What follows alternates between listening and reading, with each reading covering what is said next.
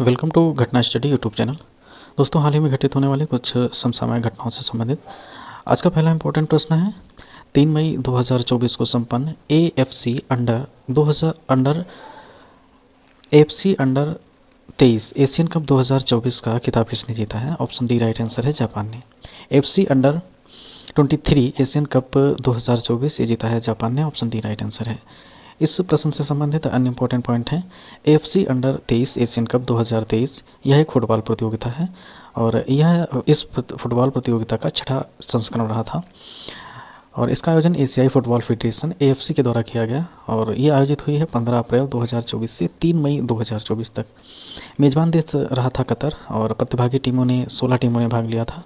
कुल मैच खेले गए थे 32। खिताब विजेता रहा था जापान और जापान का यह दूसरा खिताब है। उप विजेता रहा था उज्बेकिस्तान। तीसरे स्थान पर इराक रहा था और सर्वश्रेष्ठ खिलाड़ी रहे थे जापान के OL चीमा फुजिता और सर्वश्रेष्ठ गोलकीपर रहे थे उज्बेकिस्तान के अब्दुवोहिद नेमातोव और शीर्ष स्कोरर रहे थे इराक के अली जसीम जिन्होंने 4 गोल किए थे।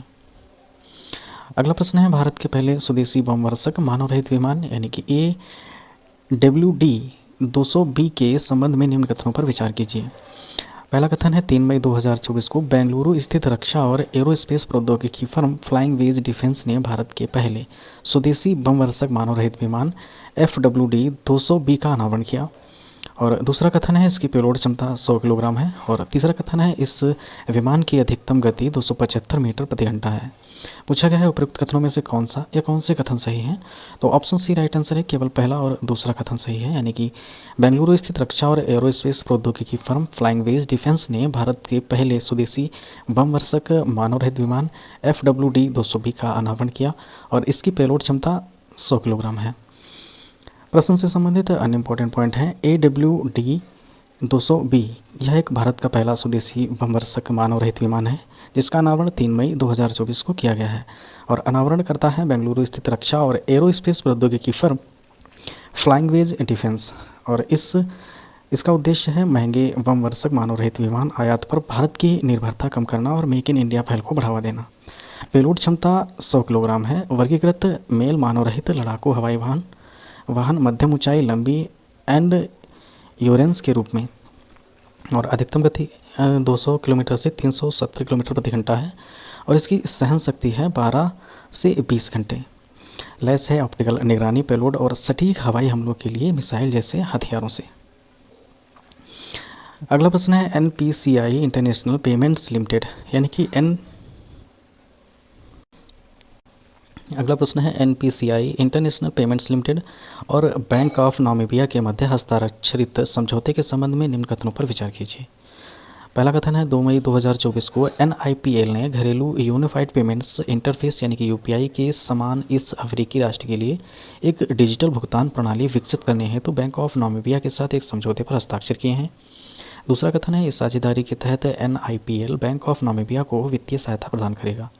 पूछा गया है उपयुक्त कथनों में से कौन से कथन सही हैं? तो ऑप्शन ए राइट आंसर है, केवल पहला कथन सही है। NIPL ने घरेलू यूनिफाइड पेमेंट्स इंटरफेस UPI के समान इस अफ्रीकी राष्ट्र के लिए एक डिजिटल भुगतान प्रणाली विकसित करने हेतु बैंक ऑफ नामीबिया के साथ एक समझौते पर हस्ताक्षर किए हैं। NPCI international payments limited bank of Namibia के मध्य दोनों के मध्य समझौता हस्ताक्षरित हुआ है 2 मई 2024 को।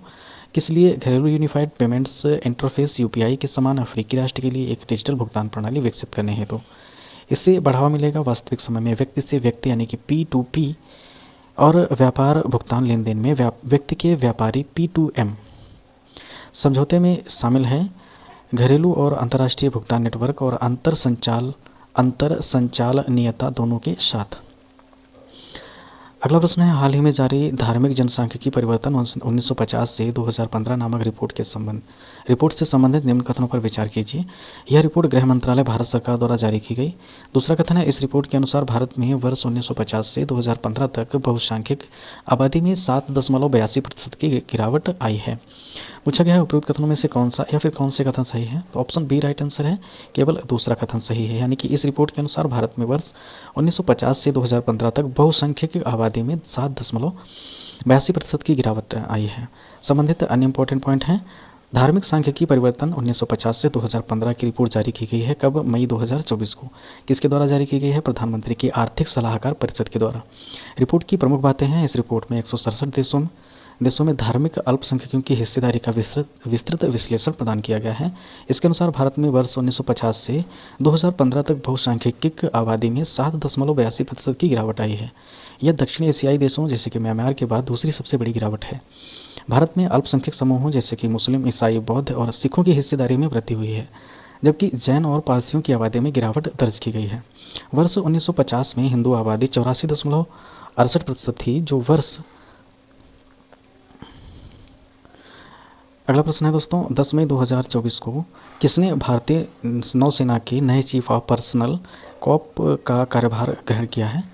तो राइट आंसर है vice admiral Sanjay Bhalla. Vice admiral Sanjay Bhalla ने नौसेना के नए चीफ ऑफ पर्सन का कार्यभार ग्रहण किया है। संबंधित अन्य इंपॉर्टेंट पॉइंट हैं। वाइस एडमिरल संजय भल्ला 10 मई 2024 को भारतीय नौसेना के नए चीफ ऑफ पर्सनल का कार्यभार ग्रहण किए हैं और इससे पूर्व पश्चिमी नौसेना कमान के चीफ ऑफ स्टाफ थे। अगला प्रश्न है, हाल ही में इंटरनेशनल डे ऑफ अर्गानिया कब मनाया गया है? तो ऑप्शन ए राइट आंसर है 10 मई को। 10 मई को हाल ही में इंटरनेशनल डे ऑफ अर्गानिया मनाया गया है। ऑप्शन ए राइट आंसर है। संबंधित अन्य इंपॉर्टेंट पॉइंट हैं। इंटरनेशनल डे ऑफ अर्गानिया 2024 10 मई 2024 को मनाया गया है। आर्गन वृक्ष यानी कि आर्गेनिया स्पिनोसा मोरक्को के उप सहारा क्षेत्र की एक मूल प्रजाति है जो शुष्क और अर्धशुष्क क्षेत्रों में उगता है। यह वुडलैंड पारिस्थितिकी तंत्र की परिभाषित प्रजाति है जिसे आर्गनेरी के नाम से भी जाना जाता है, जो स्थानिक वनस्पतियों से समृद्ध है। आर्गन तेल क्या है? यह विश्व के सबसे दुर्लभ तेलों में से एक है और इसे मोरक्को का तरल सोना कहा जाता है। खाना पकाने, दवाइयों और सौंदर्य प्रसाधनों में इसके कई उपयोग हैं। वर्ष 2021 में संयुक्त राष्ट्र महासभा ने प्रतिवर्ष 10 मई को इस दिवस को मनाए जाने की घोषणा की है। क्या आप जानते हैं आर्गन का पेड़ 50 डिग्री सेल्सियस तक तापमान सहन कर सकता है? अगला प्रश्न है, मई 2024 में किस राज्य में आलू महोत्सव 2024 आयोजित किया गया है? ऑप्शन बी राइट आंसर है, नागालैंड में। आलू महोत्सव 2024 आयोजित किया गया है 10 मई 2024 को कोहिमा, नागालैंड में। इसका उद्देश्य है राज्य में जैविक आलू की खेती को बढ़ावा देना।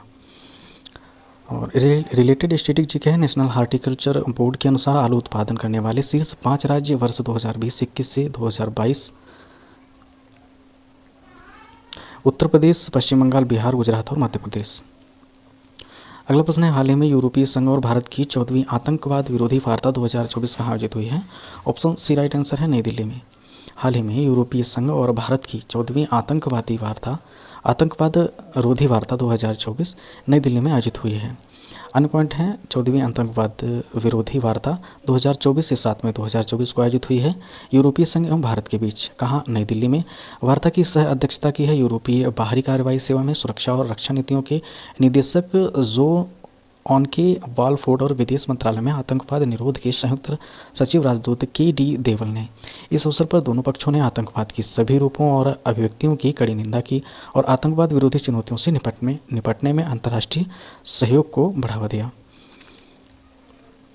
अगला प्रश्न है, 8 से 10 मई 2024 के मध्य किस देश के विदेश मंत्री जूसा जमीर भारत की आधिकारिक यात्रा पर रहे हैं? ऑप्शन सी राइट आंसर है, मालदीव। मालदीव देश के विदेश मंत्री मूसा जमीर भारत की आधिकारिक यात्रा पर रहे हैं 8 से 10 मई। संबंधित अन्य इंपॉर्टेंट पॉइंट है, मूसा जमीर मालदीव के विदेश मंत्री हैं। 8 से 10 मई 2024 के मध्य भारत की आधिकारिक यात्रा पर रहने के कारण ये चर्चा में रहे हैं। इस यात्रा के दौरान उन्होंने भारत के विदेश मंत्री डॉक्टर एस जयशंकर से मुलाकात की। नई दिल्ली में आयोजित बैठक में भारत मालदीव द्विपक्षीय संबंधों के सभी पहलुओं और क्षेत्रीय तथा व्यापारिक मुद्दों पर बातचीत की इन्होंने। तो थैंक्स फॉर वॉचिंग फ्रेंड्स।